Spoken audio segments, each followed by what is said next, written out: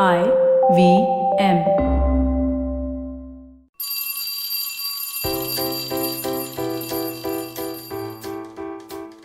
Hello one, hello all. Welcome to the Diary of the Traveling Professor.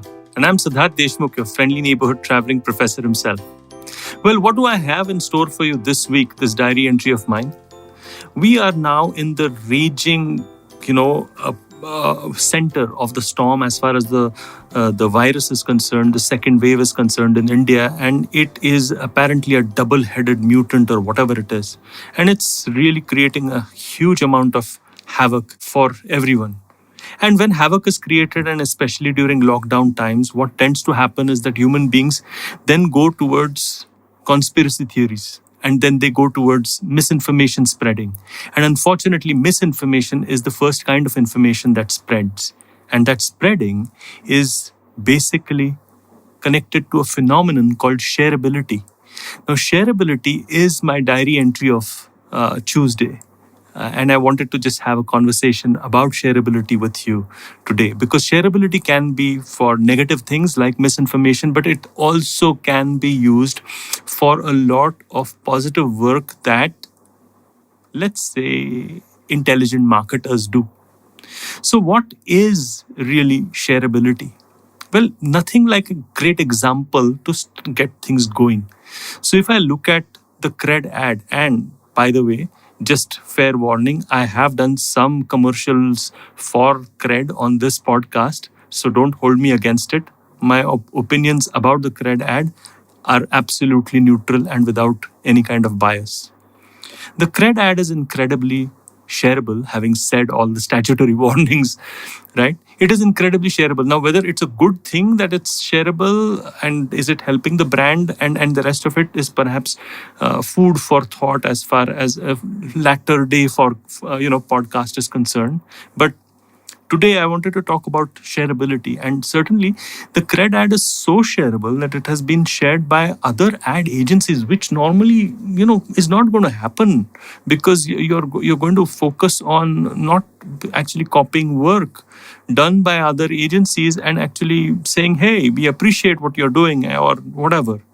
But hey, Amul put up a hoarding, which was a takeoff on the CRED ad. And then Magic Pin, in its competitive bid with CRED, used the communication that CRED put out and made kind of a mocking commercial for it. But whatever it is shared. It is shared on LinkedIn, it is shared on other social media. And we are in a situation wherein shareability has become incredibly powerful for CRED. Now, here's another example. The TVF latest web series, which is focused on, the aspirants, for the variety of programs that students go for, aspirants. And the funny thing is that the TVF web series is again focusing on shareability. What they're trying to do is reach 1 million or 10 million or whatever the hell downloads or subscribers or whatever the hell the metrics is, right? They're trying to get there by involving the user or the consumer of that content, which is not bad, of course, which is not bad, but involving the consumer in becoming a co-conspirator for shareability. Now, that is a bold move. It's a very interesting strategy, but that also allows us to understand that shareability has suddenly become a very important sort of component in this overall scheme of marketing things. So now I wanted to get back into first principles and try to figure out, why has shareability become suddenly so important, whether it's a commercial or whether it's content or something of that sort. And I believe that the answer is not too far away for us to not find it. The most important thing is that there is so much of clutter on social media and there's so much of clutter on advertising that we have to kind of find a way as a marketer or as a business person to separate the signal from the noise. Now, if you're trying to separate the signal from the noise, what better way to do it than make people actually, just embrace the content to such an extent that it's shareable? So that is certainly one aspect of it. Now, the second aspect of it is shareability is directly connected to a deep human drive that probably advertisers are beginning to understand just now. It's this: people behave as individuals and people behave as part of a tribe. When you connect to that part of our DNA, which is making us a tribe member, a good tribe member, then you are connecting to the fact that as a good tribe member, you want to share stuff with your fellow human beings. So whether it is Dinchak Puja or whether it's the CRED ad, you want to share because you want to belong to the community that you are, deeply involved in and want appreciation from that community. So shareability actually allows for this deep drive, this deep DNA drive, to manifest itself, and therefore becomes incredibly important for any marketer to kind of grasp hold of. Now, is this good?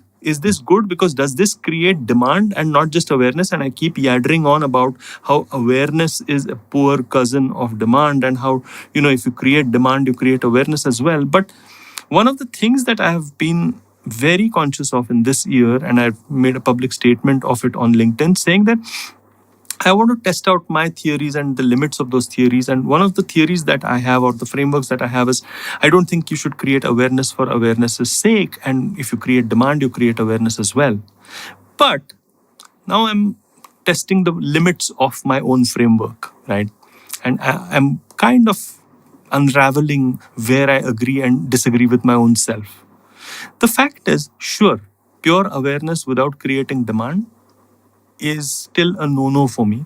But there are a lot of times when the demand that is generated by creating awareness is happening at the subconscious level. And I believe that the most shareable memes, or the things that are shared organically or through some very clever and intelligent strategy by marketers, is falling into this realm of creating subconscious demand. So sure, I stand corrected to the fact that, awareness demand, it's not just at the conscious level, but sometimes what seems as awareness creation and shareability because of just, entertainment and all, might be making a connect or two in a deep neural network, which is completely subconscious to us.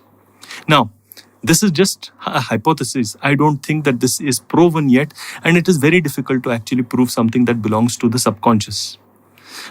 But I'm sure a few marketers, or a lot of marketers, are beginning to understand the power of that kind of demand creation, which is directly subconscious. And shareability is a great metric for us to actually understand that and kind of, add that to the mix. So it's not just about, doing your strategy in a linear fashion, but just looking at a completely new thing.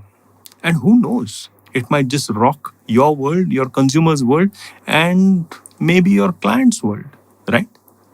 Well, I hope you like this diary entry of mine. Shareability is incredibly important, whether it's the TVF web series or whether it's the CRED commercial. Not everybody is going to achieve shareability, and I don't think it can actually be, limited to a formula.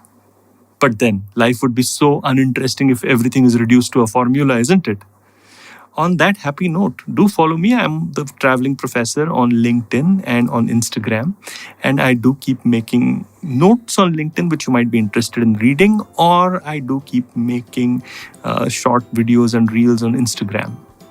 Yeah. And if you love podcasts like these, well, there's many more to love on ivmpodcast.com, or just download the app, or just go and search for IVM on wherever you get your podcast from. On that happy note then, until next time. I hope you enjoyed that show. If you aren't following us on social media, please do. We're IVM Podcast on Twitter, Facebook, and Instagram. We'd like to thank our sponsors this week, thewholetruthfoods.com, PayPal, CRED, and CRED. Thank you so much for working with us. We really appreciate it. First up this week, let me tell you about Cyrus Says. We featured popular YouTuber and actor Prajakta Kohli, who took us through her journey of content creation. We also had conversations with Vasanti Hariprakash and Sachin Kalbag this week. Really great conversations. Do check those out. Vineet Kanabar goes solo this time on Storytellers and Storysellers as he talks about his favorite IPL ads and how brands have been making content around the cricket league. On The Habit Coach, Ashton was joined by Arjun and Sumesh of the Fighting Goat podcast to talk about fitness for combat sports like the mixed martial arts. On Nankari, Siddharth and Archit discussed the diet and lifestyle of athletes with the host of the Millennial Athlete, Shok Ramchandra, who is also a pro badminton player and coach. Ambarana opens the 4th season of Know Your Kanun with a list of things he has planned on the show for us, including episodes on immigration law and on career prospects for law students. The IPL season's on and we've definitely got you covered. Tune in to the Edges and Sledges podcast if you're looking for English, and if you're looking to listen to something in Hindi, definitely check out Khel Neeti. Both are great shows with great takes. And with that, I hope to see you again next week. Come learn and experience the ABCDs of being queer with me, Shunetro, and me, Farhad, on our show, Gay BCD. The two of us take you through our stories and experiences of being gay men in the city of Mumbai and have candid and sometimes downright scandalous conversations about sexuality, gay culture, and everything in between. Catch new episodes of Gay BCD every Tuesday on the IVM Podcast website, app, or wherever you get all your podcasts from.